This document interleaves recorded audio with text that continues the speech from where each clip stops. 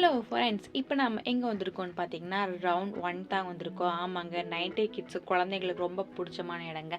ஆமாங்க, அதாங்க கேமிங் சென்டருங்க. எல்லா வகையான கேமும் ஒரே இடத்துல இருக்குங்க. அப்படியே சும்மா சூப்பராக இருக்குதுங்க. உள்ள வந்து பார்த்தா வாங்க ஒரு பிடிப்போம். சாரிங்க, பசி எடுத்துச்சா திடீர்னு வந்துருச்சுங்க வாயில்.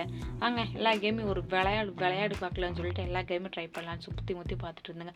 அப்படியே கலர் ரைட் போட்டு சும்மா சீரியல் செட்டு மாதிரி மின்னுச்சுங்க. சூப்பராக இருந்து உள்ளே வந்து பார்த்தோன்னே அப்படியே ஒவ்வொரு கேமும் சுற்றி பார்த்துட்டு அப்படியே விளையாண்டுட்டு இருந்தேங்க. பக்கத்தில் வந்து பார்த்தோம்னா வந்து ஸ்னோ பாலுங்க. இது படத்தில் தாங்க பார்த்துருக்கோம். ஒன்று உருட்டி விடுவாங்க, அந்த 10 நிமிந்து விழுங்குங்க.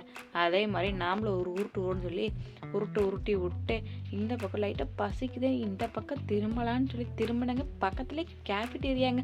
அப்படியே ஸ்நாக்ஸும் அப்படியே ஜூஸும் குடிச்சிட்டு இங்கே பொம்மை கேமிங்க எல்லாம் வாங்க பொம்மைங்கன்னா விளையாடி வந்து எடுத்துக்கலாங்க. தள்ளின்னு சொல்லிட்டு காசெல்லாம் அள்ளிட்டோம்ல. இங்கேருந்து இந்த கார்டை வச்சு தாங்க ஸ்வைப் பண்ணி ஒவ்வொரு கேம் விளையாட முடியுது. இது வேறு கரெக்டாக ஸ்வைப் பண்ணலைன்னா இவர் ஒர்க் ஆகுதுங்க. என்ன ஒரு டெக்னாலஜி! கரெக்டாக ஸ்வைப் பண்ணி டைஸை உருட்டி விட்டோம்னா நமக்கு கிடைச்ச பாயிண்ட் வந்து 40 பாயிண்ட் கிடச்சிருக்குதுங்க. 40 பாயிண்ட் நம்ம டேரெக்டாக நம்ம காலில் வந்து ஆட் ஆயிருங்க.